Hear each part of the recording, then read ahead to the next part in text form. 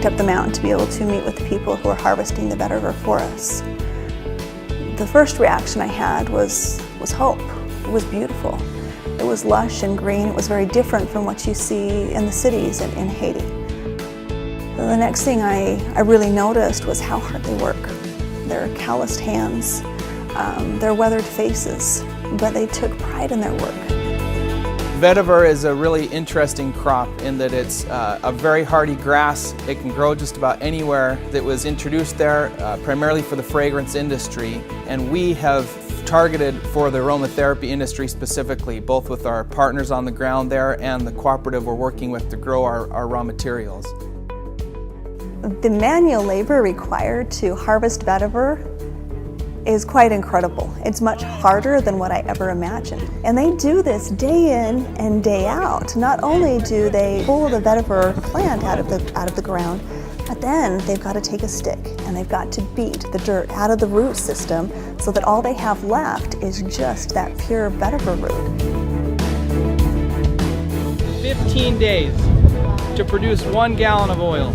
500 of these bells to fill up one of those 20-foot tall steels, and after it's harvested you'll get 1 gallon of oil for 5 guys' work for 15 days. Haiti, being the poorest country in the Western Hemisphere, truly is an ideal place for co-impact sourcing. They have tens of thousands of small-scale farmers who are largely unorganized, and our being able to go there and truly make an impact, a difference in a country that badly needs it, presented us a great opportunity to undertake our sourcing initiatives there.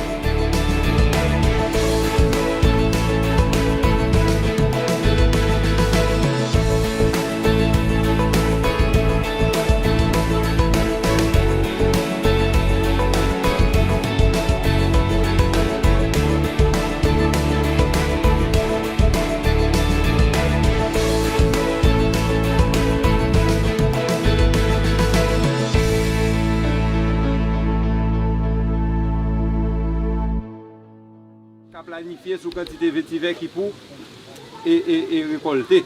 Pour comprendre, pour nous capables de quitter vétiver avec dans terre, pour une bonne planification, bonne gestion qui fait là-dedans, ni au point de vue champ, ni au point de vue en dans bureau qui va gérer. As we met with the cooperative and to be able to really understand some of the challenges and trials that they were dealing with.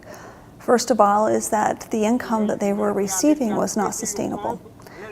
They would go out and harvest vetiver as they needed it, but it didn't sustain them throughout the year to be able to provide for their family, to provide the food that they needed, to be able to provide even the simplest of things like education. They couldn't afford to send their children to school because they didn't have that sustainable stream of income throughout the year.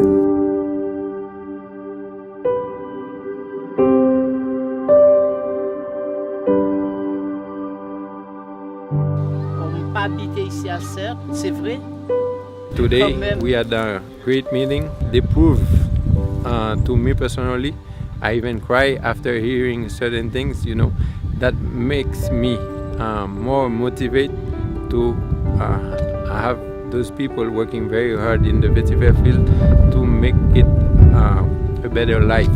Even if I have a distillery and I don't have those people, I won't be able to work.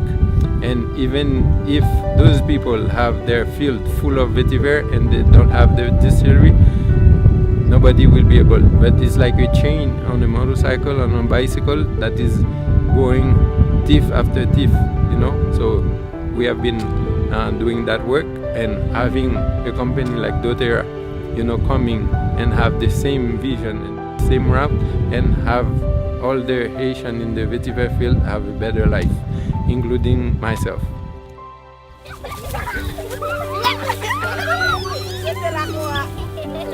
What touched me the most as we met with them is to discover that they had no access to clean water, that they were traveling for 3 hours every single day to be able to collect water that wasn't even drinkable. This was really very touching to hear, you know, certain people in 2014 that didn't have water, you know, to even bathe or water to even cook their food. They have to walk hours from where we were to get a single gallon of water. And myself, I don't accept that. I want to change their way of life, but I won't be able to make a miracle. As we sat there and we understood the desires of their heart to someday have water, we made a commitment that we would bring that to them.